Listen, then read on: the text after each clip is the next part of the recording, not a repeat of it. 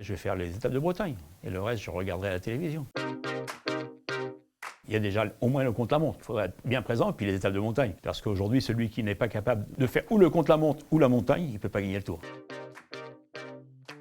On ne peut mettre que Pogacar. Par rapport à ce qu'il a fait au Dauphiné, par rapport à ce qu'il a fait l'an dernier sur le Tour, on le met grand favori, Vingegaard en deuxième. On verra si je me suis trompé. Renko en troisième, comme l'an dernier. Et puis le fait qu'il y a des contre-la-montre, donc ça va lui permettre peut-être de prendre du temps par rapport aux autres et qu'il perdra un tout petit peu dans la montagne. Tous, je ne vois pas pourquoi on pourrait en citer un plus qu'un autre. Ils sont au départ du Tour, ils sont là normalement pour faire la course, ils sont là aussi pour aller chercher des victoires, je pense. Non, autrement, c'est pas la peine qu'ils viennent. Il faudrait qu'ils attaquent pour gagner des étapes et à l'occasion, pourquoi pas, aller essayer de chercher le maillot à pois. Mais il ne faut pas être placé au général, autrement on ne peut pas.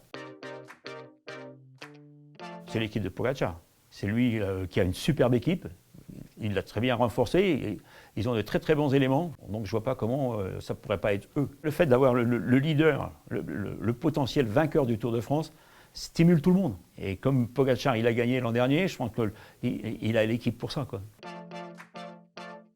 Moi, je trouve ça génial. Il faut changer. On a bien fait l'arrivée avec un contre-la-montre. Bon, ça a été la révolution.